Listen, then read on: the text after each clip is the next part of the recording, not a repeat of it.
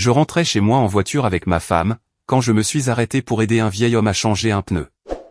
Au bout de 15 minutes, il a pointé ma voiture du doigt. « C'est votre femme ?» J'ai répondu « Oui, 15 ans de mariage. » Il l'a fixé du regard, puis il a dit « Il y a quelque chose que vous devez savoir. » Ensuite, il m'a montré une vidéo qui a détruit notre mariage. Avant de continuer, abonnez-vous à la chaîne, et dites-nous dans les commentaires de quelle ville vous nous regardez. Je m'appelle René. J'ai 49 ans. Et, jusqu'à cet après-midi-là sur l'autoroute, je pensais que le pire problème de ma vie était le moteur du camion numéro 4. Mais laissez-moi commencer par le début, car j'ai besoin que vous compreniez ce qui était en jeu. Je possède une entreprise de transport, 7 camions, une cour de manœuvre de 100 mètres, et un entrepôt dont j'ai refait la toiture il y a 8 ans. Ça n'a pas toujours été ainsi. Mon père est mort quand j'avais 26 ans. Il m'a laissé 3 vieilles unités, dont 2 avec des moteurs grillés, ainsi qu'un carnet où les noms des clients étaient écrits à la main. J'ai dormi dans cet entrepôt, j'ai installé un lit de camp derrière le bureau, et j'y ai vécu pendant presque 2 ans. Tout l'argent qui entrait servait à acheter des pièces détachées et le diesel du lendemain. De 3 camions, je suis passé à 5. Puis de 5 à 7. Je paie chacun d'eux à crédit, et je les ai tous conduits moi-même avant de les confier à un chauffeur. Je connais cette autoroute par cœur. Je sais où sont les nids de poules, où l'on capte du réseau, et où l'on peut se garer sur le bas-côté sans se faire tuer par un semi-remorque.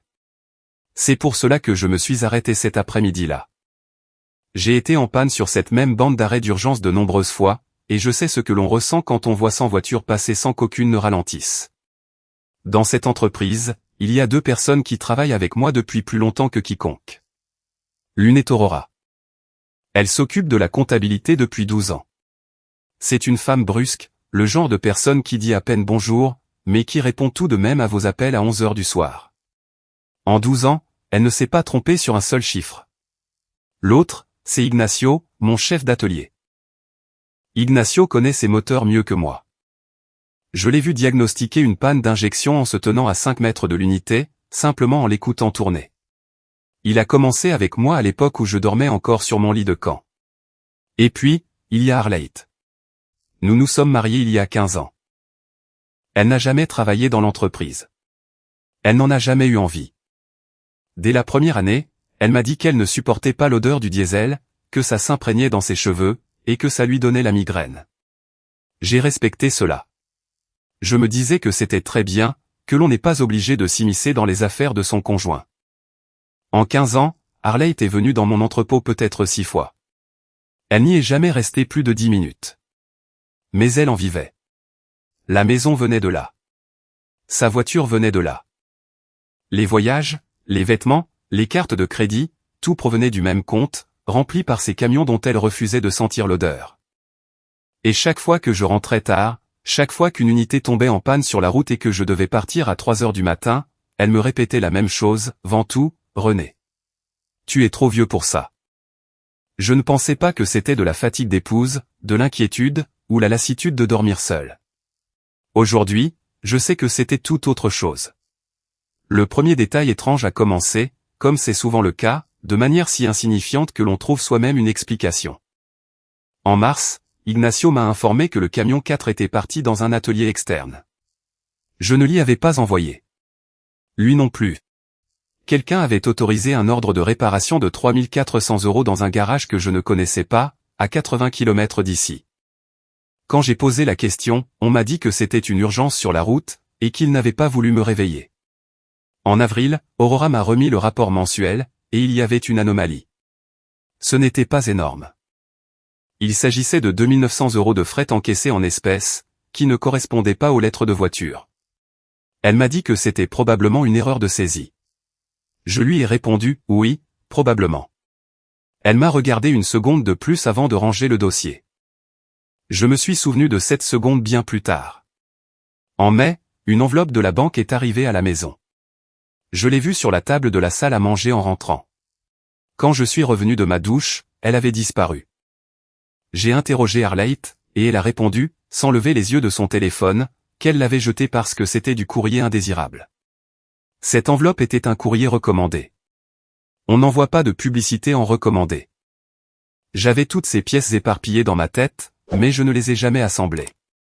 Chacune avait son explication. Chacune, prise isolément, ne signifiait rien. Il a fallu un pneu crevé et un thermos de café pour qu'elle commence à s'emboîter d'elle-même. Ce voyage dont nous revenions avait été son idée. 4 jours d'escapade, un hôtel au bord de la mer, chose que nous n'avions pas faite depuis des années. Je lui avais dit que je ne pouvais pas, que nous avions 3 unités sur la route, et que c'était le mauvais moment. Elle a insisté, d'une manière que je ne lui connaissais pas. Elle m'a dit que l'entreprise serait toujours là lundi. Nous y sommes allés. Maintenant, je sais que pendant ces 4 jours, j'ai été éloigné de mon entrepôt de 600 km pour une raison très précise. Sur le chemin du retour, elle a conduit les premières heures, et j'ai pris le volant après le déjeuner. Nous étions silencieux. Elle sur son téléphone, moi avec la radio à bas volume. Et à 16h20, j'ai vu cette camionnette garée sur la bande d'arrêt d'urgence, feu de détresse allumé, et un homme à genoux, luttant avec une clé en croix qui glissait de ses mains. Personne ne s'était arrêté. Les voitures passaient à 120 km/h, sans même changer de voie. Je me suis garé à une trentaine de mètres devant lui. « Ne vous inquiétez pas, jeune homme, j'ai presque fini », m'a-t-il dit quand je me suis approché. Ce mensonge était si gros qu'il en devenait presque touchant. Ses mains tremblaient, et les écrous étaient serrés à la machine. Cet homme n'allait pas soulever cette camionnette, même en 2 heures. Je suis resté là un quart d'heure. J'ai placé le cric au bon endroit. J'ai desserré les écrous avec mon pied, car il refusait de bouger à la main. J'ai changé le pneu, puis j'ai tout resserré en croix pour que la roue ne vacille pas. J'ai taché toute ma chemise. Il se tenait à mes côtés, parlant de la chaleur, de son véhicule, et de son fils qui lui disait qu'il ne devrait plus conduire seul à son âge. Il s'appelait Hernando, 71 ans. Quand j'ai terminé, il a pris le thermos sur le siège, et m'a versé du café dans le couvercle. C'était trop sucré. Nous sommes restés là un moment, en silence, à regarder les voitures passer. C'est alors qu'il a tourné la tête vers ma voiture. Harley y attendait, la vitre fermée, la climatisation allumée, les yeux rivés sur son téléphone. En 15 minutes, elle n'avait pas levé la tête une seule fois pour voir qui son mari aidait. J'ai répondu, oui, 15 ans. Il n'a rien dit tout de suite. Il a continué à regarder la voiture, et son visage a changé. Ce n'était pas de la surprise. C'était le visage de quelqu'un qui venait d'assembler 2 pièces qu'il portait en lui, détachées, depuis des jours. Quand il a enfin parlé, il ne me regardait plus. « Écoutez, René, il y a quelque chose que je dois vous dire au sujet de votre femme. » J'ai ri. C'était un rire nerveux. Le genre de rire qui sort tout seul quand on ne comprend rien. « Comment ça ?» ai-je demandé. « Je l'ai déjà vu, monsieur. Avec tout le respect que je vous dois, vous devez faire erreur. » « J'aimerais bien, » a-t-il répondu. « J'ai 71 ans, je m'embrouille sur beaucoup de choses maintenant, mais pas sur les visages. » Je me suis tourné vers la voiture. Harley était toujours dans la même position. Hernando a alors baissé la voix, même si nous étions seuls au milieu de nulle part. « Ne me posez pas de questions ici. Je ne veux pas qu'elle voie que nous discutons trop. Donnez-moi votre numéro. Je vous enverrai quelque chose ce soir. Et quand vous le verrez, vous déciderez quoi en faire. » Je lui ai donné mon numéro avec une main qui ne tremblait pas encore. Je suis monté dans la voiture. Harley a rangé son téléphone et m'a demandé pourquoi j'avais mis autant de temps. Je lui ai dit que les écrous étaient coincés. Elle m'a répondu que je me mêlais toujours de ce qui ne me regardait pas, et qu'un jour, j'allais me faire écraser à force d'être trop gentil. J'ai conduit les 80 derniers kilomètres sans dire un mot. Cette nuit-là, à 23h40, alors qu'elle dormait, mon téléphone a vibré sur la table de nuit. C'était un fichier vidéo de 4 minutes et 11 secondes. En dessous, un message de 3 mots, que j'ai lu une dizaine de fois avant d'oser toucher l'écran. Ces 3 mots étaient « Je suis désolé, René ». J'ai fixé cet écran dans l'obscurité de la chambre, avec Harley endormie à mes côtés, respirant paisiblement, une jambe par-dessus le drap comme à son habitude. Je tenais le téléphone dans ma main, incapable d'appuyer, car je savais déjà que de l'autre côté de ces 4 minutes se trouvait une vie différente de celle que j'avais à ce moment-là. Et une fois que j'aurais appuyé, il n'y aurait aucun moyen de revenir en arrière. Je me suis levé. Je suis allé dans la cuisine, j'ai fermé la porte, j'ai mis le volume au minimum, et j'ai collé le téléphone à mon oreille. La vidéo était mal cadrée. On voyait que le téléphone était posé sur le tableau de bord de la camionnette, pointant vers l'avant, un peu de travers. Plus tard, Hernando m'a expliqué pourquoi il faisait cela. Il transportait des machines d'occasion pour des ateliers, des moteurs, des tours, des compresseurs. Des années auparavant, il avait perdu un procès parce qu'un client jurait que la machine était arrivée avec un carter cassé, et il n'avait aucun moyen de prouver qu'elle était déjà dans cet état. Depuis, il enregistre tout. Il laisse tourner la caméra pendant qu'il charge, pendant qu'il attend, pendant qu'il décharge. Il ne visionne jamais rien. Il se contente de sauvegarder. Sur l'image, on voyait une cour avec un sol en béton, quelques barils empilés, et au fond, l'arrière d'un entrepôt. Il ne se passait presque rien. Un chien a traversé, quelqu'un a crié au loin. À 50 secondes, 2 personnes sont entrées dans le champ par la droite. Elles ont marché jusqu'à se trouver à environ 8 mètres de la camionnette, dos à la caméra, et se sont arrêtées pour parler. Un homme en chemise claire, et une femme. On ne voyait pas leur visage. Mais la femme portait un chemisier que je connaissais. Et surtout, elle avait cette façon de se tenir, le poids sur une jambe, l'autre croisée devant. J'ai vu cette posture pendant 15 ans dans ma cuisine. C'était Arlette.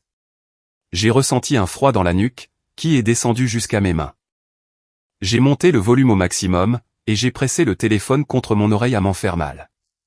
Le son était mauvais. On entendait le moteur de quelque chose qui fonctionnait en arrière-plan, le vent frappant le micro, mais on pouvait comprendre. D'abord, la voix de l'homme est apparue, comme s'il lisait une liste. Il n'en reste que 2. Avec ces 2-là, on a fini. Elle a répondu quelque chose que je n'ai pas tout à fait saisi. Je n'ai attrapé que, pas avant septembre. Il a repris, en septembre, c'est bon. L'important, c'est que lorsqu'ils ne sont plus à son nom, ils soient déjà facturés à l'autre entreprise.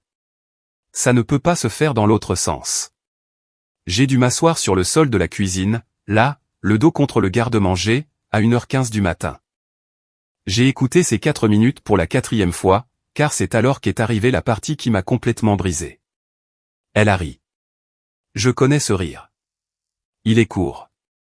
2 petites bouffées d'air. Le rire qu'elle lâche quand elle trouve quelque chose plus ridicule qu'amusant. Elle a dit, cet homme ne sait même pas combien d'unités il possède. Tu lui parles du camion 6, il te parle du 5. Et l'homme a répondu, mieux vaut comme ça. Et toi, 15 ans à sentir le diesel. Darwin. 15 ans. Darwin. C'est là que le sol s'est véritablement dérobé sous moi. Parce que je connais Darwin. Je lui avais serré la main 2 mois plus tôt. C'est le cadre de la société de financement où j'ai mis 4 de mes 7 camions en garantie. Un homme d'environ 45 ans, bien peigné, qui m'avait appelé personnellement en avril pour me proposer une restructuration de mes échéances. Il m'avait dit qu'il avait examiné mon dossier, qu'il était impeccable, et qu'il s'en occuperait lui-même. Je l'avais même remercié. Je lui avais dit que c'était la première fois que quelqu'un d'une banque me traitait comme une personne, et non comme un numéro. J'ai signé des papiers avec cet homme, dans mon propre bureau, pendant qu'Arlette lui servait du café. J'ai regardé la vidéo en boucle, encore et encore, jusqu'à ce que la batterie meure. J'ai dû brancher le téléphone sur la prise de la cuisinière pour continuer à regarder, toujours assis par terre. À 3 heures du matin, je suis retourné dans la chambre. Elle dormait toujours de la même manière. Je suis resté à la porte, à la regarder pendant un long moment. Et ce que j'ai ressenti n'était pas de la colère. Ça, c'est venu plus tard. Ce que j'ai ressenti cette nuit-là était bien pire, c'était la réalisation d'avoir dormi à côté d'une inconnue pendant 15 ans. Je me suis couché. Je n'ai pas fermé l'œil. À 6h30, elle s'est levée, m'a préparé du café comme chaque jour, m'a demandé si j'avais mal dormi parce que j'avais l'air fatigué, et m'a embrassé sur le front avant mon départ. Je lui ai répondu que oui, j'avais mal dormi, que mon dos me faisait souffrir à force de conduire. Ce mensonge fut la première décision que j'ai prise, et ce fut la plus importante de toute cette histoire. Car, au départ, j'avais l'intention d'aller à l'entrepôt ce matin-là et de faire un scandale. J'allais lui parler, lui montrer la vidéo, lui hurler dessus. J'avais passé toute la nuit à formuler la phrase avec laquelle j'allais la confronter. Ce qui m'a arrêté, c'est une chose que mon père m'avait dite quand j'étais enfant et que je voulais me plaindre d'un client qui nous avait fait faux bond. Il m'avait dit, celui qui crie en premier prévient, et celui qui prévient perd. Si je lui avais dit quelque chose ce matin-là, elle aurait fait deux choses. Elle aurait tout nié, puisqu'on ne voyait pas son visage sur la vidéo. Et, l'après-midi même, elle aurait déplacé tout ce qu'elle avait à déplacer pour que je ne trouve jamais rien. Alors, j'ai bu mon café. Je lui ai dit qu'on se verrait le soir, et j'ai conduit jusqu'à l'entrepôt, les mains crispées sur le volant, déterminé à ne rien dire tant que je ne saurais pas exactement ce qui se passait. Je suis arrivé à 7h15, je suis allé directement dans le bureau d'Aurora, et j'ai fermé la porte derrière moi, chose que je ne fais jamais. Elle a levé les yeux de son ordinateur. Qu'est-ce qui se passe? Je l'ai interrogée sur l'anomalie d'avril, les 2900 € de fret en espèces. Je lui ai dit que je voulais voir d'où ça venait. Aurora m'a regardé pendant quelques secondes. Puis, elle a posé ses lunettes sur le bureau, s'est frotté les yeux, et m'a répondu une chose à laquelle je ne m'attendais pas, « René, ce n'était pas le seul mois. » J'ai senti mon estomac se nouer. Elle m'a expliqué qu'elle trouvait des trous depuis février. Des petits, jamais du même type. Un mois, c'était du fret en espèces qui ne correspondait pas. Un autre mois, c'était une facture de pièces détachées payée 2 fois. Un autre encore, c'était un ordre de réparation dans un garage qu'elle n'avait pas enregistré comme fournisseur. Elle m'a avoué qu'elle avait voulu m'en parler à 2 reprises, mais qu'elle avait reculé, car chaque élément, pris isolément, pouvait s'expliquer. Elle ne voulait pas venir me voir avec une accusation sans avoir de preuves solides. Je lui ai demandé combien cela représentait au total. Elle a ouvert un tiroir, et en a sorti un classeur à anneaux qui ne faisait pas partie des archives de l'entreprise. C'était le sien, personnel. Elle m'a dit qu'elle gardait des copies de tout ce qui clochait depuis 7 mois, car son instinct lui soufflait qu'un jour on les lui demanderait. 12 ans à travailler avec moi, et cette femme venait de me sauver la vie avec un simple classeur. Elle a ouvert la première page. Il y avait une colonne de dates, et une de montants écrits à la main. 74 000 €. 19 transactions entre février et juillet. Et c'est là qu'elle m'a dit ce qui m'a fait comprendre qu'il ne s'agissait pas d'un simple vol. C'était prémédité. Regardez les montants, René. J'ai regardé. Aucun ne dépassait 6 000 €. Et je savais parfaitement pourquoi. Depuis 8 ans, toute dépense de l'entreprise supérieure à 6 000 € nécessite 2 autorisations, la mienne, et celle de la comptabilité. C'est moi-même qui avais instauré cette règle après un problème avec un fournisseur. La personne qui prenait cet argent connaissait cette règle, et s'est glissée juste en dessous, transaction après transaction, pendant 6 mois. Seules 3 personnes au monde étaient au courant. J'ai demandé à Aurora qui d'autre avait accès au mot de passe des comptes d'exploitation. Elle n'a pas répondu tout de suite, et quand elle l'a fait, elle n'a pas croisé mon regard. René, il y a quelque chose que je dois vous montrer, mais pas ici. Aurora a pris son sac, a glissé le classeur sous son bras, et m'a dit de la suivre. Nous sommes sortis par la porte de derrière, celle qui donne sur la cour de manœuvre, et nous avons marché jusqu'au fond, là où se trouvent les 2 unités qui ne prennent plus la route. Personne n'y va jamais. Il n'y a pas de caméra. Le seul bruit est celui du générateur. Elle s'est appuyée contre l'aile du camion 7, et a baissé la voix. Nous sommes 3 à posséder les mots de passe du compte d'exploitation. Vous, moi, et il y a un 3e accès. Je lui ai dit que non, que nous n'étions que 2. Elle a ouvert le classeur, et a placé une feuille sous mes yeux. C'était un relevé de la banque, le genre que l'on demande au guichet. Il y avait une liste des accès avec la date, l'heure, et quelque chose qu'elle avait souligné au crayon. Ce profil n'est ni le vôtre ni le mien. Il est enregistré avec des droits de consultation et de virement limités, et il a été activé il y a 14 mois. 14 mois. J'ai demandé qu'il avait autorisé. C'est là le problème. Ça a été autorisé en personne à la succursale, avec votre pièce d'identité et votre signature. J'ai demandé le document justificatif. Ils m'ont dit qu'ils ne le remettraient qu'à vous. J'ai fixé ce papier pendant un long moment, le générateur bourdonnant derrière nous, un chauffeur criant quelque chose à un autre de l'autre côté de la cour. 14 mois. Pas 6, pas 7. 14. Je lui ai demandé pourquoi elle ne m'en avait pas parlé plus tôt. Aurora a répondu par une phrase qui m'a blessé plus que tout le reste. Parce qu'elle avait raison. Parce qu'il y a 8 mois, je vous ai signalé une transaction étrange, et vous m'avez dit que c'était peut-être votre femme qui achetait quelque chose avec la carte de l'entreprise. J'ai compris que vous ne vouliez pas que je continue à poser des questions. Je me suis souvenu de cette conversation, et du ton sur lequel je l'avais dit. Je lui avais répondu sèchement, presque agacé, comme pour lui dire « Ne vous en mêlez pas, je me suis excusé ». Elle a fait un geste de la main, le genre de geste qui signifie « Laissez tomber ». Ça n'a plus d'importance. L'important, c'est que vous me posiez la question maintenant. Je lui ai dit que j'avais besoin de ce justificatif de la banque, que j'irais moi-même. Elle m'a conseillé de ne pas y aller pour l'instant. Que dès que je demanderais des papiers dans cette succursale, ce serait enregistré. Et que, s'il y avait un complice à l'intérieur de la banque, cette personne saurait dans les heures qui suivent que je fouinais. Aurora, cette femme qui disait à peine bonjour, était en train de m'apprendre à avancer en silence. Je lui ai demandé si elle avait un moyen de l'obtenir sans que mon nom n'apparaisse. Elle a dit oui, qu'elle avait une cousine qui travaillait dans une autre succursale du même établissement dans une autre ville, et que si elle lui demandait ce service, elle pourrait probablement l'obtenir en 3 ou 4 jours. Mais elle ne pouvait pas lui dire pourquoi. Je lui ai dit de lui demander, avant de retourner au bureau. Elle m'a arrêté de la main. René, encore une chose. Et c'est celle qui m'empêche de dormir. Elle a sorti une autre feuille. C'était une liste des unités, avec les plaques d'immatriculation et les numéros économiques. Les camions 2, 4, 5 et 6 sont en garantie auprès de la société de financement. Vous le savez déjà, mais regardez la colonne de la valeur assurée. J'ai regardé, et je n'ai rien compris. Le camion 4 était déclaré avec une valeur de 18 000 €. Ce camion en valait au moins 48 000. Il datait de l'année précédente. Je l'avais acheté comptant grâce au bénéfice de 2 contrats. Le numéro 6 était à 14 000, et le 2 à 11 500. J'ai demandé qui avait procédé à cette mise à jour des valeurs. Aurora a pointé le bas de la page. Il y avait une signature de validation technique, et au-dessus de la signature, un nom imprimé, Ignacio.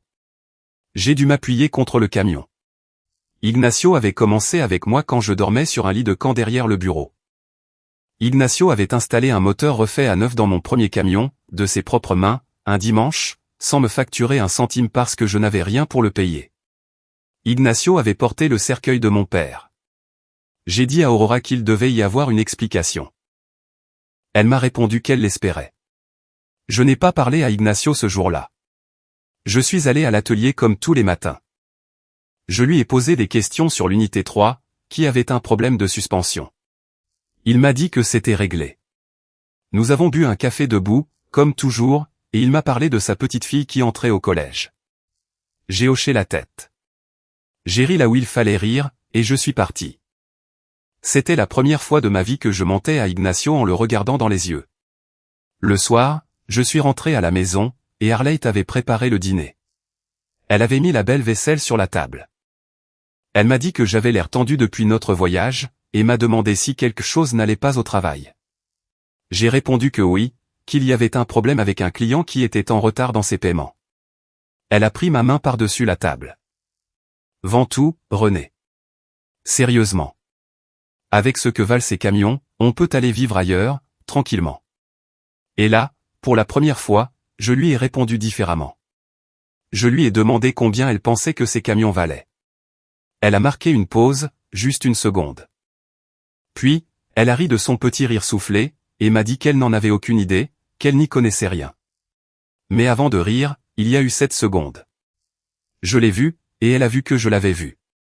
Cette nuit-là, elle s'est couchée plus tôt que d'habitude. Le lendemain, j'ai appelé Hernando. Nous nous sommes retrouvés dans un relais routier, le genre d'endroit avec un parking en terre et des chaises en plastique. Il est arrivé à l'heure, portant la même chemise que sur l'autoroute. Je l'ai remercié, et il a secoué la tête, comme pour dire qu'il n'y avait pas de quoi. Je lui ai demandé où il avait filmé cette scène. Il m'a donné le nom d'un entrepôt dans un parc industriel à 40 minutes d'ici. Il était allé y livrer un tour d'occasion. Il avait dû attendre le responsable avec les clés pendant 1h30, et avait laissé son téléphone tourner sur le tableau de bord. Comme toujours. Je lui ai demandé pourquoi il avait regardé cette vidéo. Je ne l'ai pas vérifié. J'allais l'envoyer à mon fils pour lui montrer le tour. J'ai appuyé sur lecture pour voir si la machine rendait bien, et j'ai simplement écouté. Leur façon de parler m'a interpellé, mais je n'y ai pas prêté attention. Je l'avais oublié. Jusqu'à ce que je voie votre femme dans votre voiture. Je lui ai demandé comment il pouvait en être si sûr, puisqu'on ne voyait pas son visage. Hernando m'a répondu une chose à laquelle je n'avais pas pensé. Le chemisier? Non, le chemisier, je l'ai remarqué après. J'ai reconnu votre femme à sa façon de se tenir. Il m'a expliqué qu'il avait été chauffeur pendant 40 ans, et qu'on apprenait à lire les gens de loin par leur silhouette, car sur l'autoroute, on ne voit jamais les visages. Il m'a confié que lorsqu'il l'avait vu dans la voiture, les jambes croisées de cette façon, la cour lui était revenue en mémoire avant même qu'il ne se souvienne de la vidéo. Puis, il a sorti son téléphone, et m'a dit qu'il y avait autre chose. Je vous ai envoyé la vidéo complète, mais j'ai le dossier de toute la journée. J'enregistre depuis mon arrivée jusqu'à mon départ. Il y avait 6 fichiers, presque 2 heures d'enregistrement. Il m'a tout envoyé via Bluetooth, juste là, dans le relais routier. Ça a pris une éternité, car son téléphone était vieux. Cette nuit-là, je les ai tous regardés, un par un, avec des écouteurs, enfermés dans la salle de bain de ma propre maison, pendant qu'Arlette regardait la télévision dans le salon. Dans le 4e fichier, à la 26e minute, cet homme est réapparu. Darwin. Il a marché vers une camionnette blanche garée sur la gauche, est monté à bord, et y est resté environ 10 minutes. Puis il est ressorti avec un dossier à la main. Derrière lui, sortant de l'entrepôt, un 3e homme est apparu. Un homme en bleu de travail, s'essuyant les mains avec un chiffon. Il marchait d'une manière que je connaissais, de travers, à cause d'une chute sur la hanche droite survenue en 98, quand un différentiel lui était tombé dessus. Ignacio s'est approché de la camionnette. Darwin lui a tendu le dossier. Ignacio l'a ouvert, en a sorti des papiers, les a parcourus des yeux en restant debout, et a signé quelque chose en s'appuyant sur le capot. Ensuite, Darwin lui a remis autre chose, un petit objet qui tenait dans la main. Une enveloppe. Ignacio l'a glissée dans sa salopette sans l'ouvrir. J'ai éteint mon téléphone, et je me suis assis sur le bord de la baignoire dans le noir, incapable de respirer correctement. Ce n'était pas juste ma femme qui me volait. C'étaient 3 personnes, travaillant ensemble depuis plus d'1 an. Et jusqu'à 48 heures auparavant, je remerciais Darwin de bien me traiter, j'apportais du café à Ignacio le samedi, et je disais à Arlette de se recoucher, car je rentrais tard à cause d'une unité en panne sur l'autoroute. Je suis sorti de la salle de bain. Elle était sur le canapé, et m'a demandé si je me sentais mal, car j'étais resté enfermé longtemps. Je lui ai répondu que j'avais mangé quelque chose qui n'était pas bien passé. Et cette nuit-là, allongé à côté d'elle dans le noir, l'écoutant respirer paisiblement, j'ai pris la décision qui a tout changé. Je n'allais plus poser aucune question au sein de mon entreprise. Le lendemain, j'allais trouver quelqu'un de l'extérieur. Quelqu'un qui saurait exactement quoi faire de 74 000 €, de camions sous-évalués, et d'une vidéo de 4 minutes. Et cette personne allait m'apprendre, 3 jours plus tard, une chose qui m'a glacé le sang, ce que j'avais entre les mains n'était pas une fraude en cours. C'était une fraude presque achevée. La personne que j'ai cherchée s'appelle Raquel. Je l'avais rencontrée 11 ans auparavant, lorsqu'un client nous avait poursuivis en justice pour une cargaison endommagée lors d'une tempête. Elle défendait la partie adverse, et elle m'a battu. Je me souviens d'avoir quitté l'audience, furieux. Dans le couloir, elle m'avait rattrapé pour me dire que je n'avais pas perdu parce que j'étais coupable, mais parce que je n'avais pas un seul papier en règle. Elle m'avait conseillé de trouver quelqu'un pour organiser mon entreprise, avant que quelqu'un d'autre ne la désorganise à ma place. J'avais gardé sa carte pendant 11 ans. Je ne l'avais jamais utilisée. Je l'ai appelé un mardi à 9 h du matin, depuis le parking d'une station-service, parce que je ne voulais le faire ni de l'entrepôt, ni de chez moi. Je lui ai donné mon nom, et il y a eu un silence. Puis elle m'a dit qu'elle se souvenait du type des camions qui étaient devenus tout rouges dans le couloir. Je lui ai expliqué que j'avais besoin de la voir le jour même, que c'était grave. Elle m'a donné rendez-vous à 16 h. J'y suis allé avec tout ce que j'avais, le classeur d'Aurora, le relevé des accès bancaires, la feuille des valeurs assurées avec la signature d'Ignacio, et le téléphone contenant les 6 fichiers d'Hernando. Raquel ne m'a pas interrompu une seule fois. Elle a pris des notes à la main pendant près d'1 heure. Quand est venu le moment de la vidéo, elle a mis ses écouteurs, et l'a regardé 3 fois de suite, sans rien dire, le visage totalement impassible. Elle les a retirés, et m'a posé la première question, à qui l'avez-vous dit ? Je lui ai répondu à personne. que seul Aurora et Hernando connaissaient des morceaux de l'histoire, mais qu'aucun n'avait la vue d'ensemble. Bien. Continuez comme ça. Deuxième question, votre femme signe-t-elle des documents pour l'entreprise? Je lui ai dit que non, jamais. Qu'elle ne mettait même pas les pieds dans l'entrepôt. Raquel a posé son stylo sur le bureau. René, alors nous avons un problème bien plus grave que vous ne le pensez. Elle m'a expliqué ce que je n'avais pas compris durant tous ces jours. Je réfléchissais comme un patron à qui l'on vole de l'argent. 74 000 €, c'est beaucoup d'argent, et mon esprit était focalisé sur sa récupération. Mais elle m'a expliqué que cet argent n'était pas le but final. C'était le coût de l'opération. Personne ne prend 14 mois et n'implique 3 personnes pour voler 74 000 €. Ils utilisaient cet argent pour payer quelque chose. La vraie question était, qu'était-il en train d'acheter? Ensuite, elle a pris la feuille des valeurs assurées, et l'a posée devant moi. Et voici la réponse. Vos camions ne sont pas sous-évalués par erreur. Ils sont sous-évalués délibérément, et ce n'est pas pour l'assurance, c'est pour la société de financement. Elle me l'a expliqué lentement, par 2 fois, jusqu'à ce que je comprenne. Lorsqu'un véhicule est mis en gage, la société de financement possède une valeur enregistrée. Si cette unité est déclarée en perte totale, ou retirée de la circulation à la suite d'un accident ou d'une mise à la casse, la société de financement ne perd rien si la valeur enregistrée est basse. En effet, l'assurance couvre ce montant, et le prêt est soldé. L'unité est retirée du registre. Elle n'est plus au nom du propriétaire. À partir de ce moment, sur le papier, ce camion n'existe plus. Mais dans la réalité, il est intact, garé quelque part, et il vaut 48 000 €. Quelqu'un peut le vendre sous le manteau, en espèces, et personne ne viendra se plaindre, puisque l'ancien propriétaire a signé la déclaration de perte totale. Je lui ai dit que je n'avais jamais signé de déclaration de perte totale. Raquel m'a regardé. Vous en êtes sûr?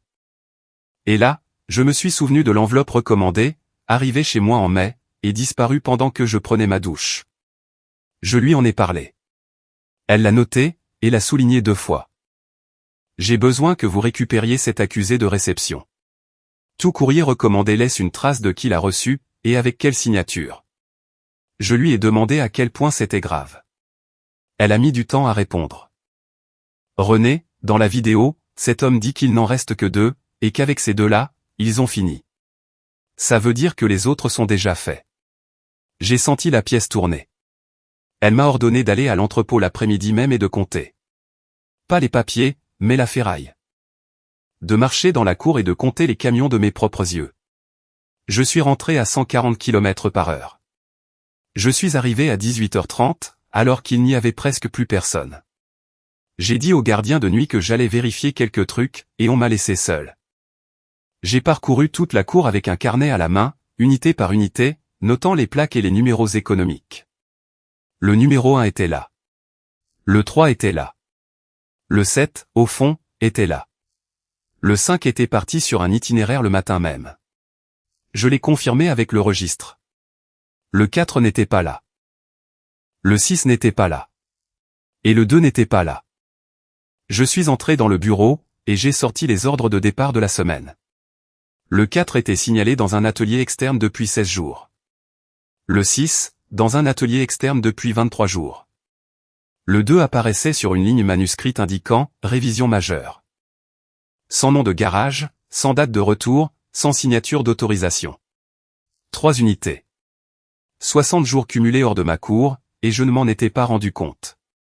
C'est la partie dont j'ai le plus honte de parler, car Arlette avait raison dans la vidéo. J'étais tellement concentré sur les contrats, les clients, les réunions depuis 3 ans, que j'avais délégué les opérations quotidiennes aux personnes qui étaient avec moi depuis le plus longtemps. J'avais confiance, si le camion 6 n'était pas là, c'est qu'Ignacio savait pourquoi. J'ai appelé Aurora chez elle. Je lui ai dit que j'avais besoin des factures des ateliers externes des 2 derniers mois. Le lendemain à 7 h du matin, elles étaient sur mon bureau. Elles provenaient toutes du même atelier. Un seul. Un nom que je ne connaissais pas, dans un parc industriel. Le même parc industriel où Hernando avait enregistré sa vidéo. Aurora m'a fait remarquer autre chose avec le bout de son crayon. Les 3 garages où nous avions l'habitude d'envoyer nos unités avaient cessé de nous facturer exactement le même mois, mars de l'année précédente. Du jour au lendemain, tout l'entretien externe avait été concentré dans ce nouvel endroit. J'ai demandé qui avait choisi cet atelier. Elle n'a pas prononcé de nom. Elle s'est contentée de me tendre un email imprimé. Il venait d'Ignacio. Il lui était adressé, sans personne en copie. Il disait qu'il avait trouvé un garage avec de meilleurs tarifs, et qu'à partir de cette semaine-là, les unités iraient là-bas. Cet email était daté du 8 mars de l'année dernière.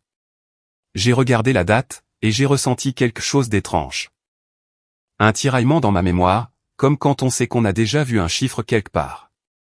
Je suis allé dans mes dossiers personnels, ceux du coffre-fort, où je garde ce qui n'est pas dans le système informatique. J'ai sorti le dossier du prêt de la société de financement. La restructuration que Darwin m'avait proposée en avril de cette année n'était pas ma première interaction avec cet établissement. J'ai trouvé la demande originale. Elle avait été signée le 11 mars de l'année précédente, 3 jours après l'email d'Ignacio.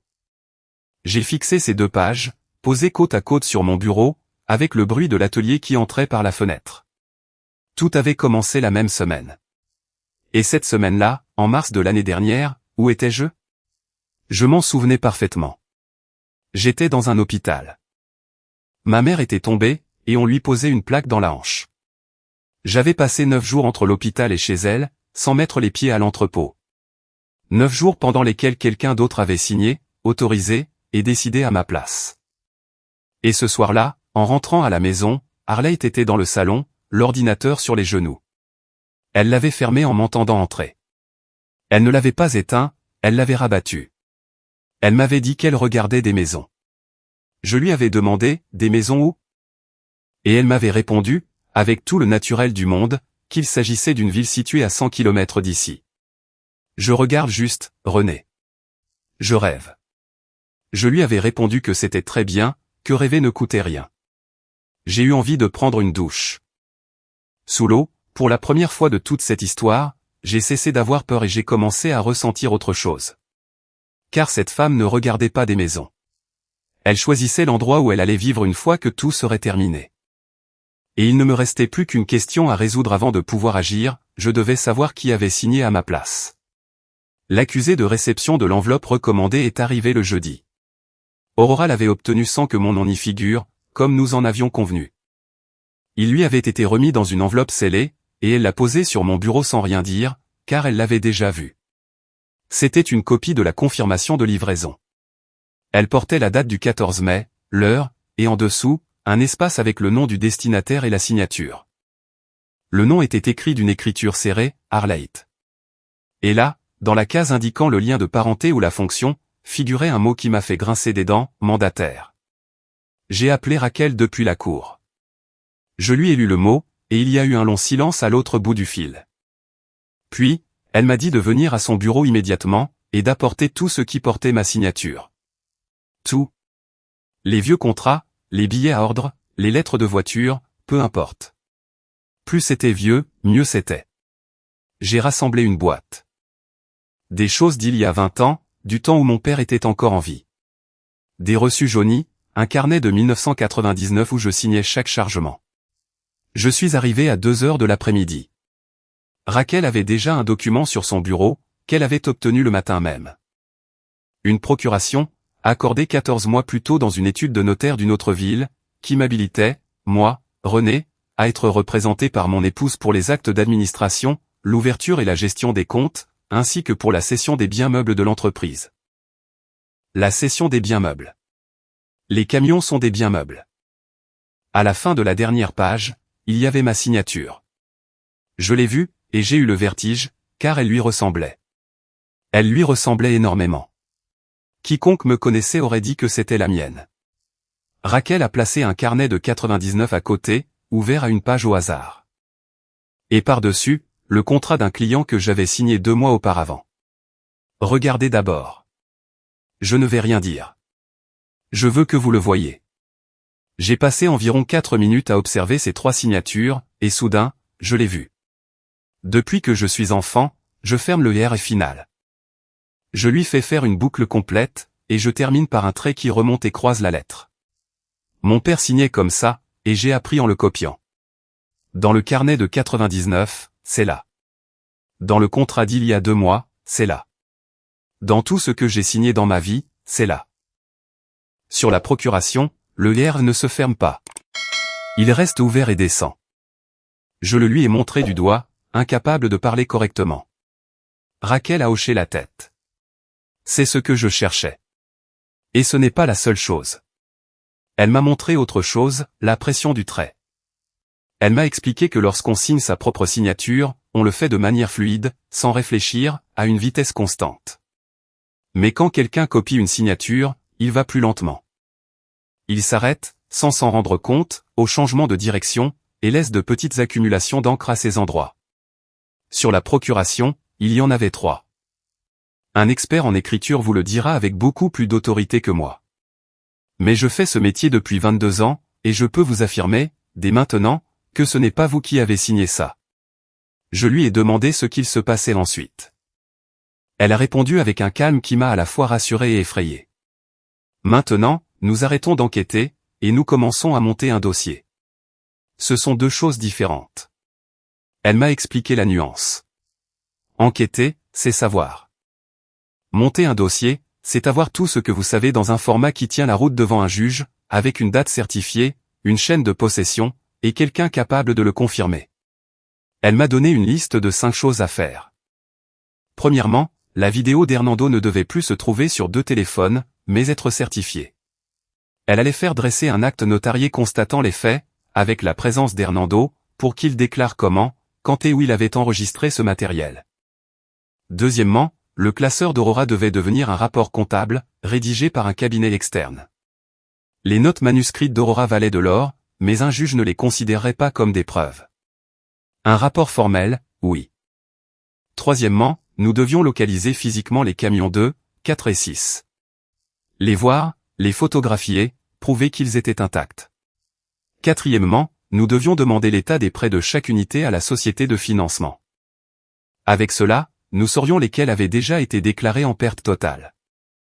Et cinquièmement, m'a-t-elle dit en me fixant intensément, et vous, pendant ce temps, vous allez rentrer chez vous tous les jours à la même heure.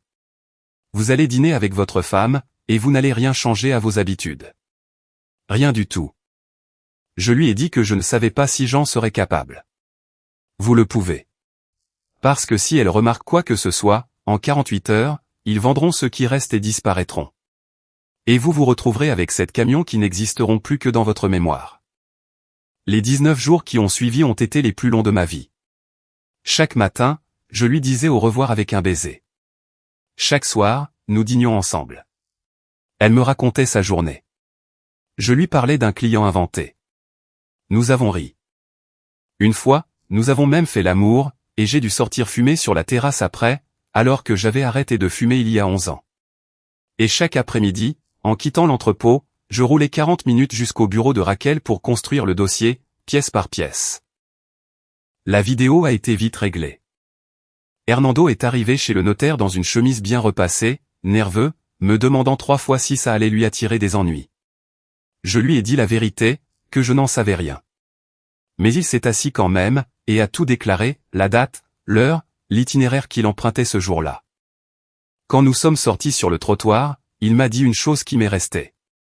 Je suis resté sur le bord de cette autoroute pendant 40 ans à attendre que quelqu'un ralentisse. Vous avez ralenti. C'est tout. Le rapport comptable a pris plus de temps. Le cabinet externe a examiné les 14 derniers mois, et a trouvé plus de choses qu'Aurora n'avait pu en voir, car ils avaient accès à l'intégralité des transactions. Ce n'était pas 74 000 euros.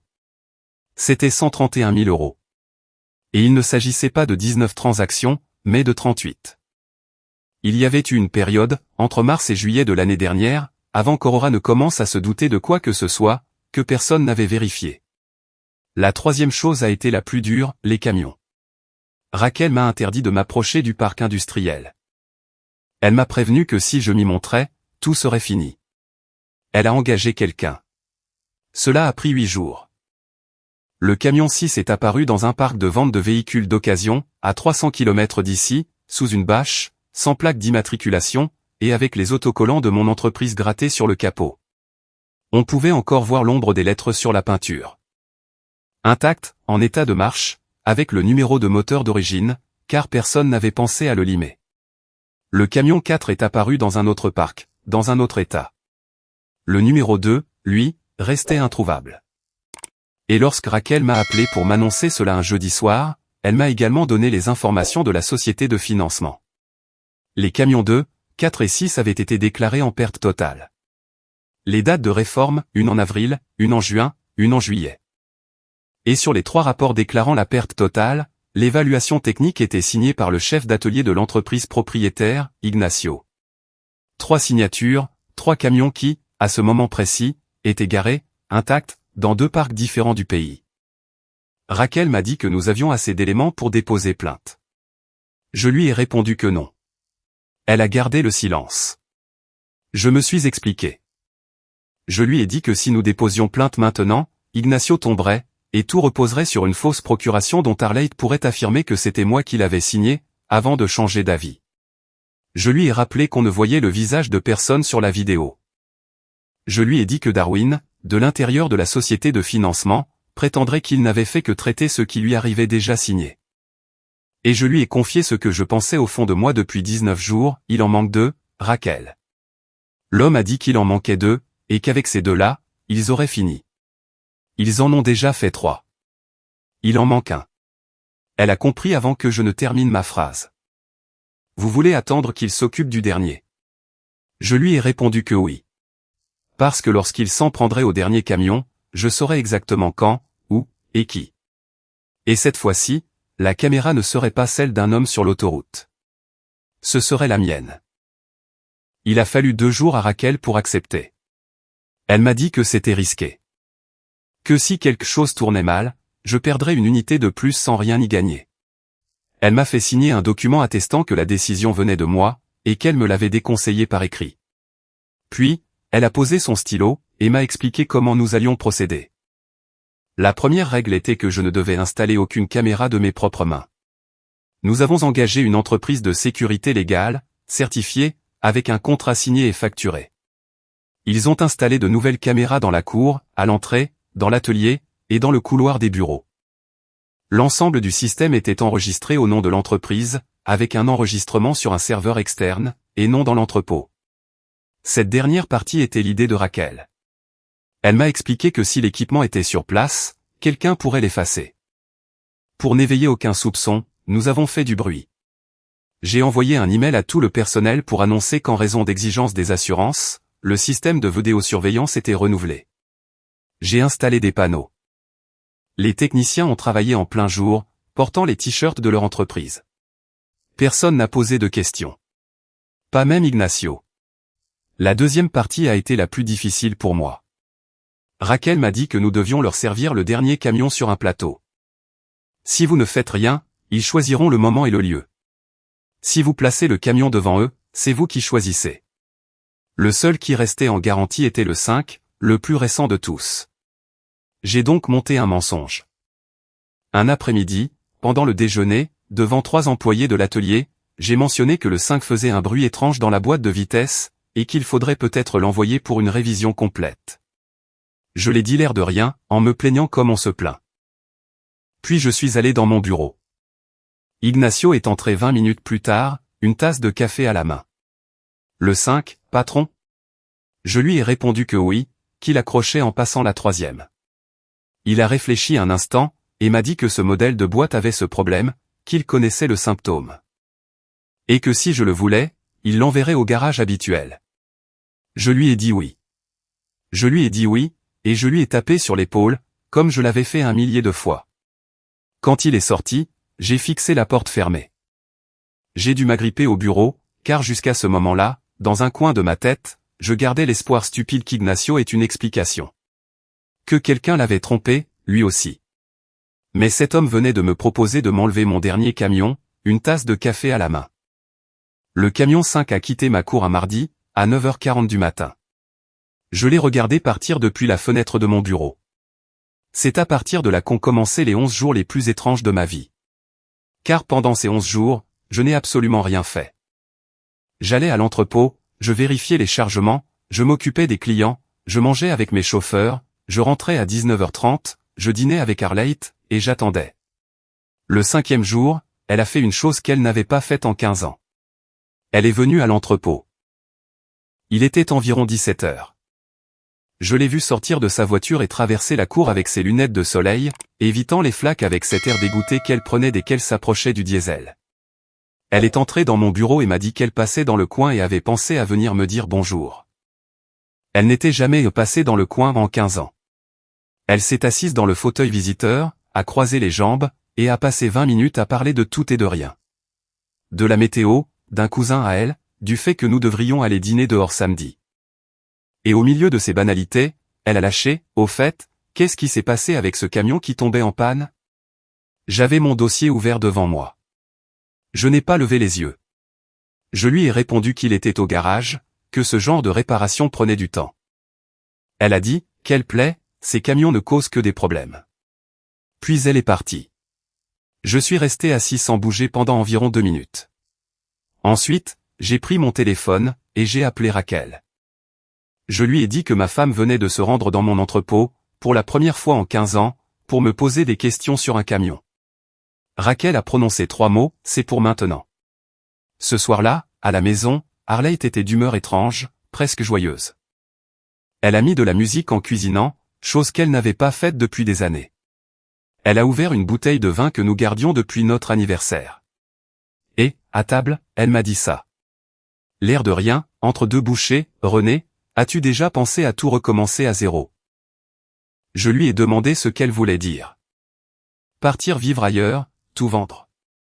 Sans personne qui te connaisse, sans devoir rien à personne.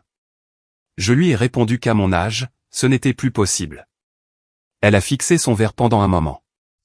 J'y pense.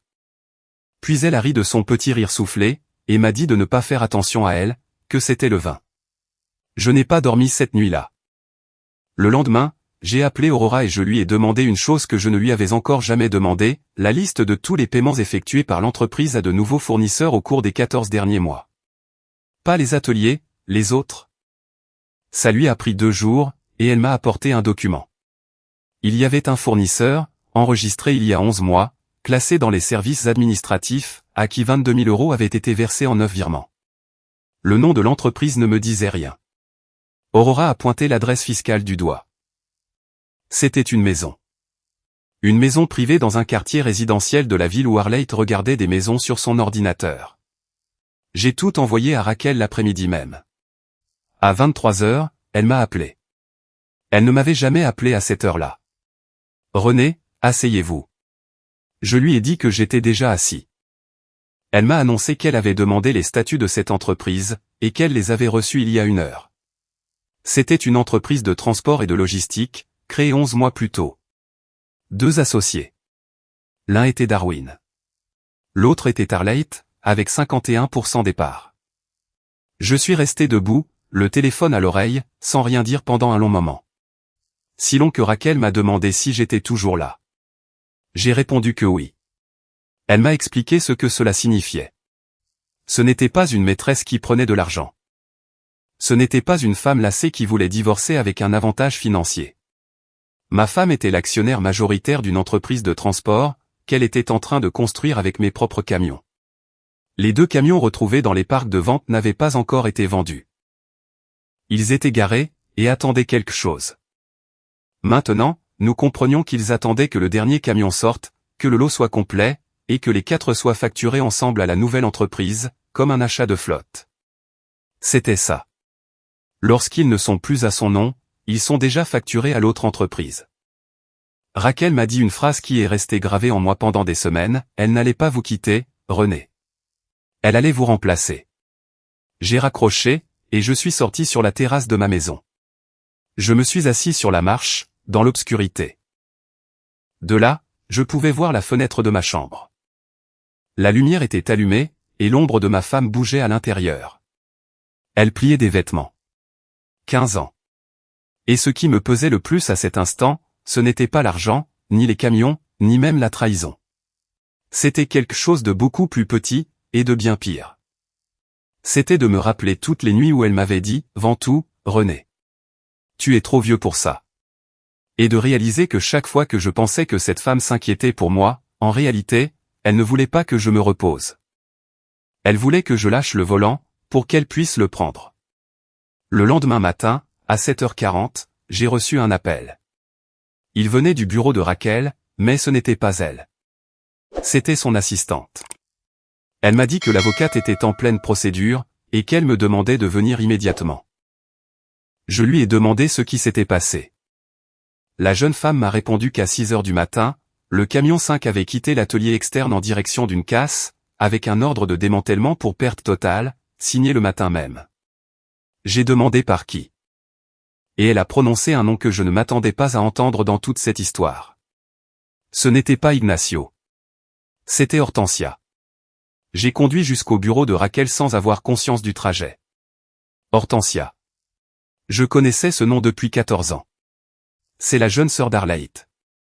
Elle habite à 2 heures d'ici, dans une petite ville. C'est une femme discrète. Le genre qui, lors des fêtes de famille, reste à la cuisine pour faire la vaisselle et éviter de parler aux autres. Nous nous étions vus peut-être 20 fois dans notre vie. À Noël, à quelques anniversaires, à l'enterrement de sa mère dont j'avais payé le cercueil, car personne d'autre n'en avait les moyens. Et cette femme venait de signer un ordre de mise au rebut pour mon camion, à 6h du matin. Je suis arrivé au bureau, et Raquel avait déjà imprimé le document. C'était un ordre de radiation définitif pour des dommages réparables, destiné à la ferraille et à la récupération de matériaux. Il comportait le numéro de moteur du 5, la date, et en bas, la signature. Mais ce que Raquel m'a montré n'était pas la signature. C'était le titre. Sous le nom d'Hortensia, il était écrit « Représentante légale ». Représentante légale de l'entreprise qu'Arlaït et Darwin avaient créée 11 mois plus tôt. Je lui ai demandé comment c'était possible, si les statuts mentionnaient 2 associés. Raquel a expliqué que dans les statuts, il y avait effectivement 2 associés, mais que plus tard, lors d'une assemblée tenue il y a 5 mois, un représentant légal distinct des associés avait été nommé. Il avait l'autorité pour signer les transactions, et cette personne était Hortensia. J'ai demandé pourquoi il ferait une chose pareille. Raquel a répondu lentement, parce que celui qui signe est celui qui se brûle.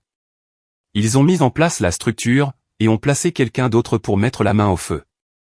J'ai fixé ce papier, et je me suis souvenu d'un événement survenu environ 4 mois plus tôt, auquel je n'avais accordé aucune importance. Arlaït était rentrée un soir en disant que sa sœur allait très mal. Qu'elle n'était plus payée là où elle travaillait, et qu'elle était sur le point de perdre sa maison.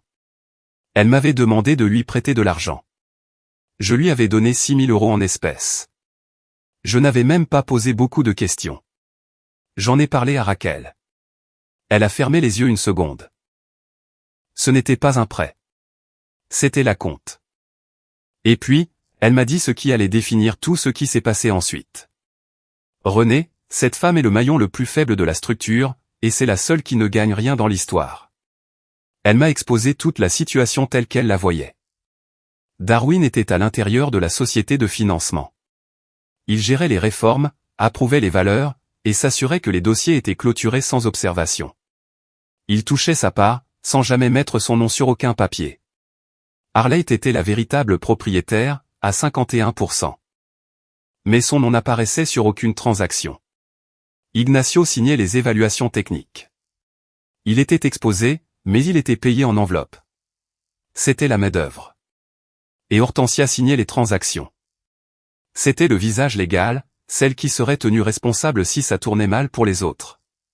Celle qui allait tout perdre était celle qui avait reçu le moins. Je lui ai demandé ce que nous devions faire. Elle m'a répondu qu'il fallait d'abord récupérer le camion. Cette partie a été la seule à se régler rapidement, et elle s'est réglée parce que je connais ce milieu, et eux non. Pas complètement. Les casses ne détruisent pas un véhicule le jour même de son arrivée. Elles le reçoivent, le pèsent, l'enregistrent, et attendent de rassembler un lot. Surtout s'il s'agit d'un camion complet, avec un moteur et une boîte de vitesse. Ces pièces se vendent séparément, et valent bien plus que la ferraille. Raquel a obtenu une mesure d'urgence l'après-midi même, la saisie du bien. À 18h30, un huissier de justice, 2 policiers et moi-même sommes entrés dans cette casse. Le 5 était au fond, avec ses pneus, et du diesel dans le réservoir. Quelqu'un avait retiré les plaques d'immatriculation et arraché les autocollants des portières. Rien de plus. Ce camion était parfait. Ce camion n'avait que 14 mois d'utilisation. Je suis monté dans la cabine pour que l'huissier puisse le certifier. J'ai tourné la clé, et il a démarré au quart de tour. Et là, assis dans le siège de mon propre camion, dans la cour d'un ferrailleur, le moteur tournant, j'ai pleuré pour la première fois depuis 2 mois. Pas de tristesse. De rage. Mais aussi pour autre chose. Parce que ce morceau de ferraille était la seule chose, dans toute ma vie, qui ne m'avait pas menti. Le soir même, je suis rentré à 21h30. Harley était dans le salon. Elle s'est levée quand je suis entré, et m'a demandé pourquoi je n'avais pas répondu au téléphone de tout l'après-midi. Je lui ai dit que je n'avais plus de batterie. Elle m'a regardé un instant de plus que d'habitude. Ça va? Tu as l'air fatigué. Je lui ai répondu que oui, que la journée avait été longue. Nous avons dîné. Elle a parlé presque tout le temps. Je l'écoutais. Et, à un moment donné pendant ce dîner, j'ai compris une chose qui m'avait échappé. Elle ne savait pas encore. Personne ne lui avait dit que le camion avait été saisi. La CAS n'allait pas appeler l'entreprise pour lui annoncer que les autorités avaient débarqué. Ils allaient appeler le lendemain, pendant les heures de bureau. J'avais moins de 12 heures d'avance. À 5 heures du matin, j'étais déjà au bureau de Raquel. Elle est arrivée à 6 heures, avec 2 cafés et un nouveau dossier. Elle m'a dit qu'à partir de ce moment, l'affaire changeait de forme. Que jusqu'à présent, nous avions rassemblé des preuves. Maintenant, nous devions frapper. Elle m'a expliqué l'ordre des choses. On ne commence pas par le sommet. On commence par le maillon le plus faible, Hortensia. Et c'est là que je dois vous raconter la partie que j'aime le moins dans toute cette histoire, car elle ne me donne pas le beau rôle. Je ne voulais pas y aller. J'ai demandé à Raquel d'envoyer quelqu'un, que je ne pouvais pas affronter cette femme. Mais Raquel m'a dit que je devais y aller précisément pour cette raison. Parce que si une avocate débarquait, Hortensia appellerait sa sœur dans les 5 minutes. Mais si c'était moi qui arrivais, elle ne saurait pas quoi faire. Nous avons roulé pendant 2 heures. La maison était petite, de plein pied, avec la peinture écaillée et un réservoir d'eau noire sur le toit. Il y avait du linge étendu, et un chien attaché qui aboyait sans cesse. Elle a ouvert la porte, et quand elle m'a vu, elle est devenue livide. Vraiment livide. Elle s'est agrippée au cadre de la porte. Je n'ai même pas eu besoin de lui dire quoi que ce soit. Raquel n'a même pas eu l'occasion de parler. Hortensia a juste dit, il sait. Ce n'était pas une question. Elle nous a fait entrer. Le salon comportait 2 fauteuils et une table recouverte d'une nappe en plastique. Nous nous sommes assis, et cette femme a parlé pendant près d'1 heure, sans que nous ayons presque rien à lui demander. Elle m'a raconté qu'1 an et demi plus tôt, elle avait été renvoyée de la boutique où elle travaillait, sans indemnité de licenciement. Qu'elle avait accumulé 9 mois de retard dans les paiements de sa maison, et que sa fille avait dû arrêter l'école. Et qu'un jour, Harley était arrivée, lui disant qu'il y avait un moyen de tout arranger. Qu'elle avait besoin qu'elle signe quelques papiers pour une entreprise qu'il lançait. Que c'était une pure formalité, qu'elle n'aurait rien à faire, juste signer de temps en temps ce qu'il lui enverrait. Il l'a payé 800 € par mois. 800 €. Je lui ai demandé si elle savait ce qu'elle signait. Elle a répondu une chose qui m'a laissé sans voix. J'ai demandé à ma sœur. Je lui ai demandé 2 fois si cela allait te causer du tort, René. Elle m'a répondu que non, que c'était pour protéger l'entreprise des impôts, et que tu étais d'accord. Raquel est intervenue. Elle lui a demandé si elle avait des preuves de ses questions. Hortensia s'est levée, est allée dans sa chambre, et est revenue avec un vieux téléphone, le genre avec un écran fissuré. Je garde tout depuis qu'ils m'ont viré de la boutique sans rien. Je garde tout. Elle avait 14 mois de messages avec sa sœur. Raquel les a lus, juste là, assise dans ce fauteuil, avec le chien qui aboyait dehors, et j'ai vu son visage changer. Puis, elle m'a tendu le téléphone, en pointant un message du doigt. Il datait d'il y a 7 mois. Hortensia demandait mot pour mot si René était au courant pour l'entreprise. Et Harley avait répondu, René n'a pas à être au courant de quoi que ce soit. Il doit juste signer quand je lui dis, et ne pas poser de questions. N'en pose pas non plus.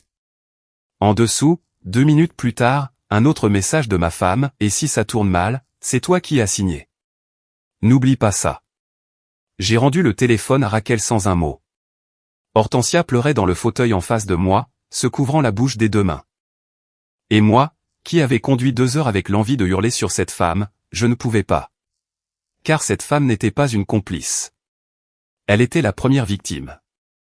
La seule différence, c'est qu'elle le savait depuis 14 mois, et moi seulement depuis 2. Raquel lui a expliqué sa situation avec une clarté brutale.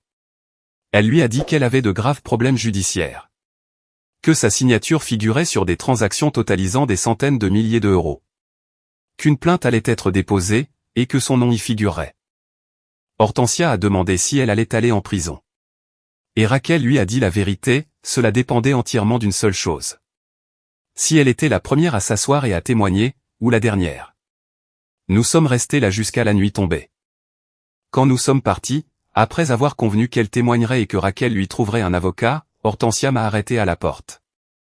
Elle m'a dit la phrase qui est restée avec moi pendant tous les mois qui ont suivi.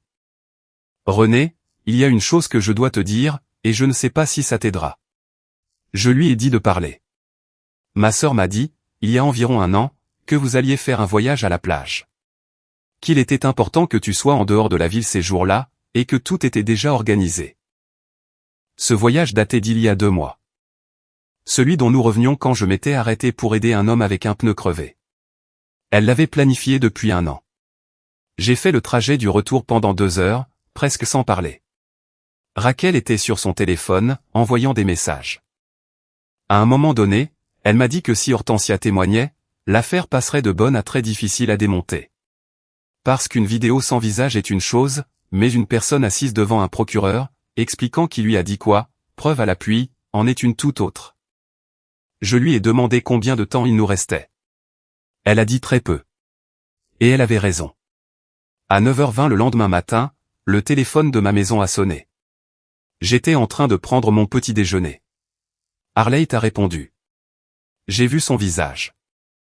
Ce fut l'affaire d'une demi-seconde, mais j'observais son visage avec des yeux différents depuis 2 mois, et je savais déjà comment le lire. Elle a dit, oui. Elle a dit, où.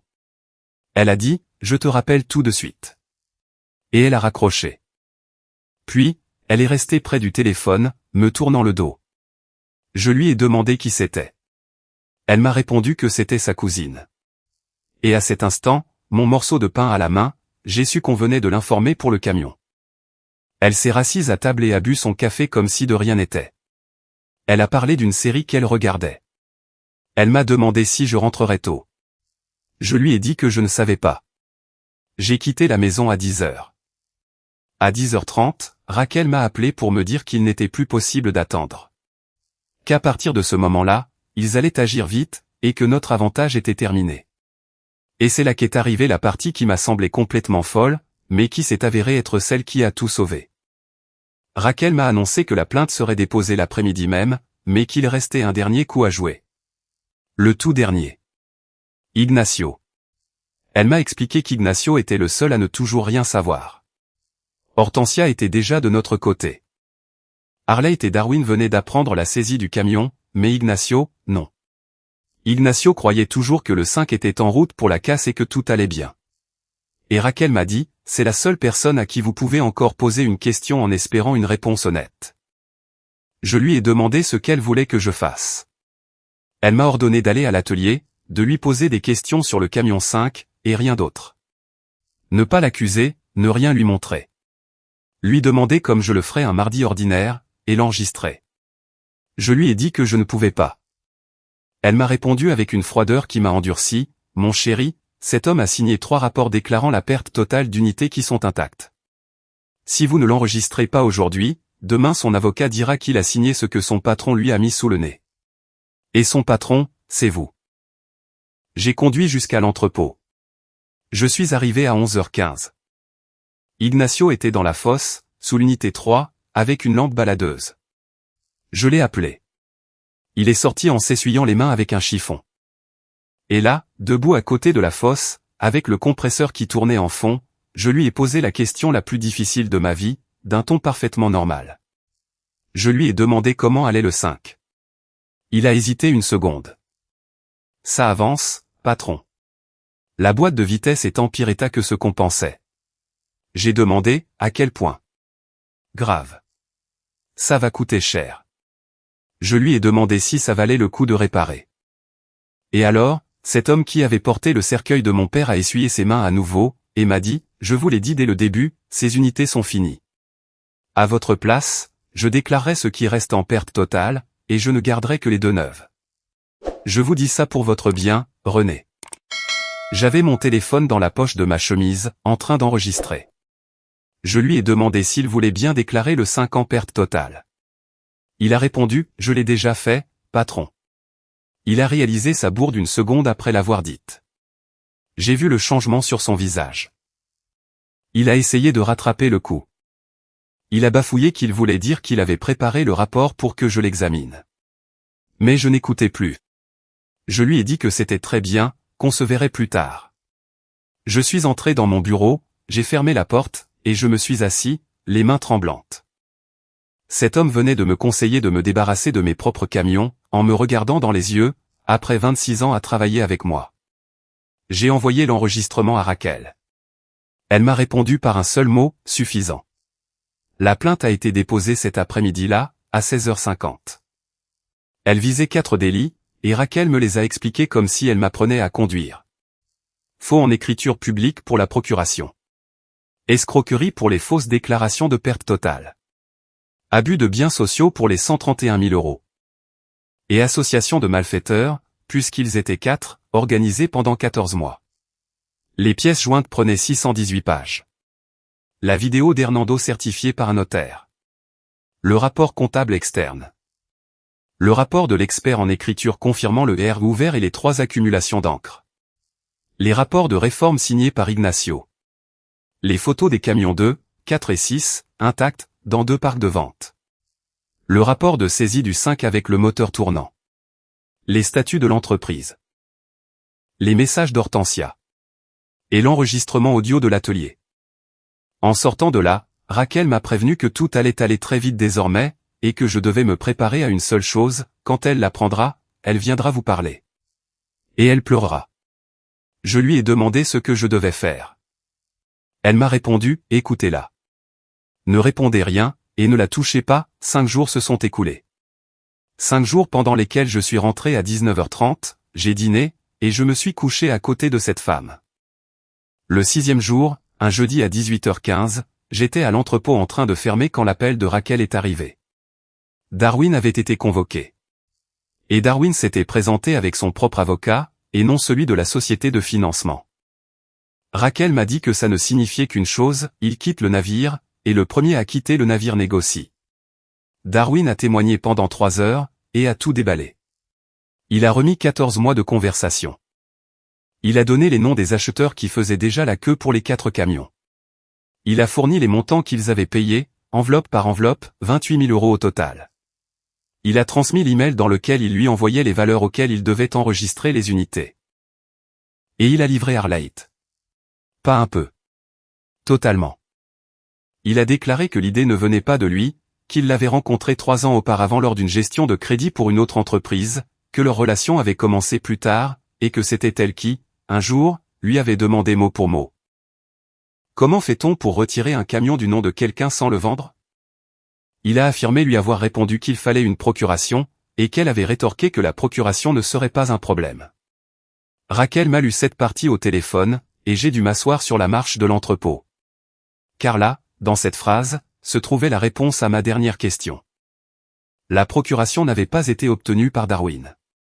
Ni par un notaire corrompu. Ni falsifiée par un tiers engagé pour l'occasion. C'était elle. Ma femme s'était assise dans l'étude d'un notaire, dans une autre ville, 14 mois plus tôt, et avait signé mon nom de sa propre main.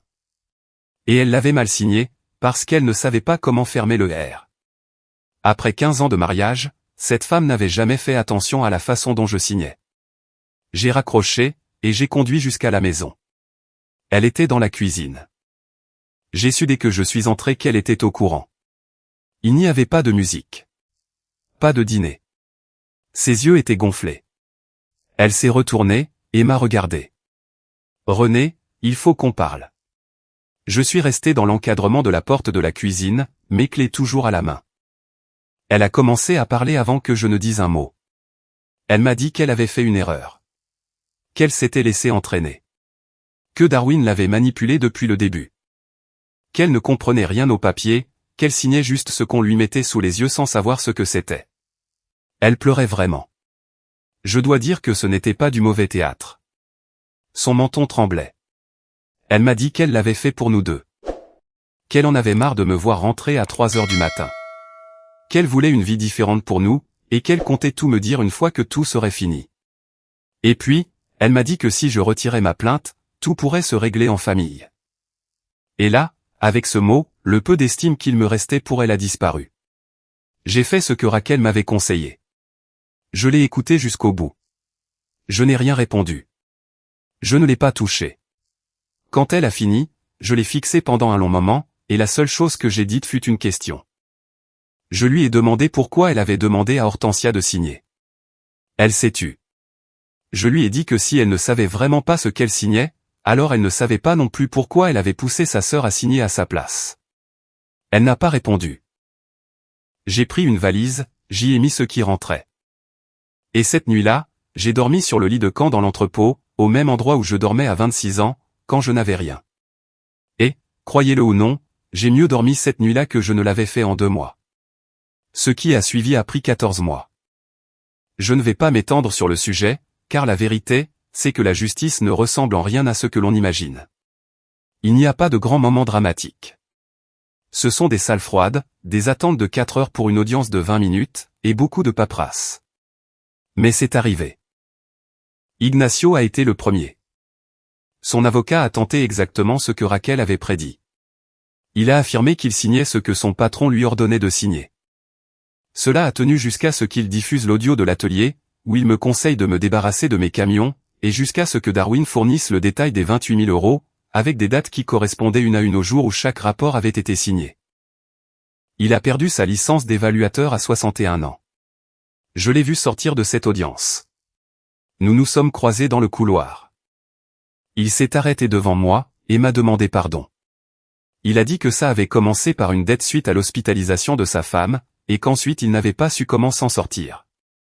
Et je lui ai dit la seule chose que je ressentais, qui était la stricte vérité. Je lui ai dit que s'il m'avait demandé cet argent, je le lui aurais donné. Je le lui aurais donné sans poser de questions, et sans lui faire payer, tout comme il avait réparé mon premier moteur un dimanche sans me facturer. Il n'a rien répondu. Il a baissé la tête et est parti. C'était la dernière fois que je l'ai vu. Darwin a négocié. Il a coopéré dès le début, et ça l'a aidé. Mais il a perdu sa licence d'exercice dans le système financier à vie. Il a été condamné à une peine qu'il purge sous un régime aménagé, avec une obligation de réparation qu'il paiera pendant des années. La société de financement l'a licencié suite à une procédure interne qui a également laissé des traces. Hortensia a témoigné la première, comme Raquel le lui avait conseillé. Elle a été reconnue comme témoin collaborateur. Elle n'a pas mis les pieds dans une cellule. Son nom est resté dans le dossier, ça ne s'efface pas, mais elle s'en est sortie avec la vie devant elle. J'ai payé pour sa défense. Je ne le lui ai jamais dit. Raquel le lui a révélé 1 an plus tard, et elle m'a appelé en pleurant au téléphone. Je lui ai dit de ne pas me remercier.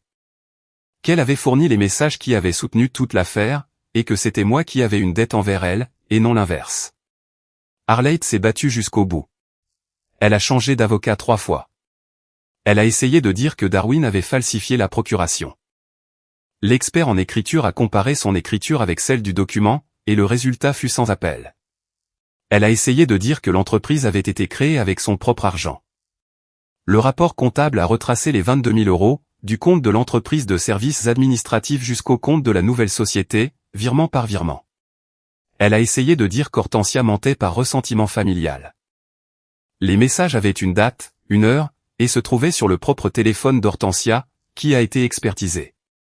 Et à la fin, elle a tenté la seule chose qui lui restait, affirmer que j'étais au courant de tout, et que je regrettais simplement maintenant. C'est là que Raquel a utilisé la vidéo d'Hernando. 4 minutes et 11 secondes, filmée par un homme de 71 ans qui transportait un tour d'occasion, et qui avait laissé son téléphone tourner sur son tableau de bord à cause d'un procès perdu des années plus tôt. Dans cette vidéo, on peut entendre ma femme dire que je ne sais même pas combien d'unités je possède. Et cette phrase, qui était celle qui m'avait fait le plus mal la nuit où je l'avais entendue, assis sur le sol de ma cuisine, a été celle qui a détruit sa dernière ligne de défense. Car une femme qui prétend que son mari est d'accord avec un plan, ne rit pas dans son dos de son ignorance. Hernando est venu témoigner en personne. Il avait 72 ans à ce moment-là. Il est arrivé en chemise bien repassée avec son fils, et a raconté exactement la même histoire qu'il m'avait racontée dans ce relais routier aux chaises en plastique. Quand on lui a demandé pourquoi il avait décidé de me parler cet après-midi-là sur l'autoroute, il a répondu « Parce que ce jeune homme est descendu de sa voiture pour m'aider. » Personne d'autre n'était descendu. Arleit a été condamné pour faux en écriture publique, escroquerie, et abus de biens sociaux. Les actifs de l'entreprise ont été saisis et liquidés, et ces 51% ont été entièrement reversés pour réparer le préjudice. La maison qu'elle regardait sur l'ordinateur, elle ne l'a jamais achetée. Elle est sortie de tout cela exactement comme elle avait commencé, 23 ans plus tôt, avant de me rencontrer, avec rien à son nom. Les camions 2, 4 et 6 m'ont été rendus. Il a fallu 11 mois pour qu'ils reviennent dans ma cour. Ils sont revenus sales, avec les autocollants grattés et les batteries à plat. Je les ai fait laver. J'ai remis le logo, et j'ai dû les laisser garer pendant 6 semaines supplémentaires, le temps que l'immatriculation soit régularisée. Le 5 a été le premier à rouler de nouveau. J'ai récupéré 119 000 des 131 000 euros. Les 12 000 restants ne reviendront jamais, et je suis en paix avec ça. Aurora est toujours avec moi. J'ai augmenté son salaire, et je lui ai donné 20% des bénéfices, ce qui était la moindre des choses après ce que je lui devais. Maintenant, elle a son propre bureau et un assistant, et elle est toujours aussi brusque. Elle ne dit toujours pas bonjour correctement. Un jour, je lui ai demandé pourquoi elle avait gardé ce classeur pendant 7 mois sans rien me dire. Elle m'a répondu que son père avait perdu un atelier comme ça, et qu'elle s'était juré que si jamais elle revoyait les mêmes chiffres, elle serait prête. L'entreprise compte aujourd'hui 9 unités. J'ai engagé un nouveau chef d'atelier, un gars de 34 ans qui ne sait même pas qui était Ignacio. Et j'ai changé une chose. Maintenant, chaque vendredi à 16 h, je me promène dans la cour avec un carnet, et je compte les camions de mes propres yeux. Un par un, plaque par plaque. Mes chauffeurs rient de moi. Ils me disent qu'ils sont là, patron, qu'ils ne vont pas partir tout seuls. Je leur réponds, oui, je sais. Je ne leur dis pas pourquoi je fais ça. De mon mariage, il ne reste rien d'autre que des papiers signés. Nous n'avons pas eu d'enfants, et pour la première fois de ma vie, j'en étais reconnaissant. Il m'a fallu environ 1 an pour pouvoir parler de tout ça sans avoir la gorge nouée. Je suis allé voir quelqu'un. Ça a aidé. Et ce qui a été le plus dur à comprendre, ce ne fut pas la trahison. Ce fut autre chose. Ce fut de réaliser que pendant 15 ans, chaque fois qu'elle me disait « Ventoux, René. Tu es trop vieux pour ça », je croyais que quelqu'un s'inquiétait pour moi. C'était la partie dont j'ai dû apprendre à faire le deuil. La voix que j'avais confondue avec de l'amour était une voix qui attendait que je lâche le volant. Je vois toujours Hernando. Tous les 2 ou 3 mois, nous déjeunons dans ce même relais routier aux chaises en plastique. Il transporte toujours des machines, même si son fils insiste pour qu'il arrête, et il laisse toujours son téléphone filmé sur le tableau de bord.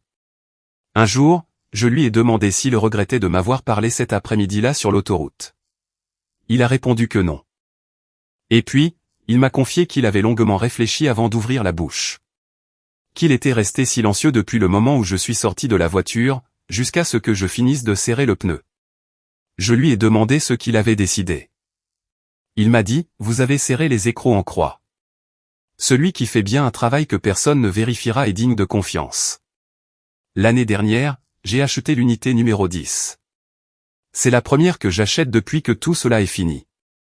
J'ai fait peindre un petit nom sur la portière, en dessous du logo, en lettres blanches.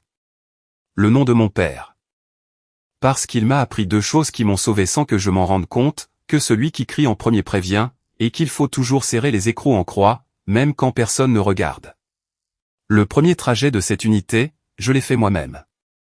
Je suis parti à 5 h du matin, sur une autoroute vide, avant même que le soleil ne se lève. Et au point kilométrique où cette vieille camionnette était garée avec ses feux de détresse, j'ai ralenti sans m'en rendre compte. Il n'y avait personne. J'ai continué à conduire. Et pour la première fois depuis longtemps, je ne pensais plus à ce que j'avais perdu. Je pensais au chargement que je transportais derrière moi. Aux clients qui m'attendaient. Et au fait qu'à 11 h du matin, je devais être de retour. Ce qui est exactement ce que je faisais il y a 23 ans, quand je dormais sur un lit de camp derrière un bureau, et que je n'avais rien d'autre que 3 vieux camions et un carnet de clients écrit à la main. C'est alors que j'ai compris que je n'avais pas perdu ma vie. J'avais simplement récupéré la part qui m'appartenait.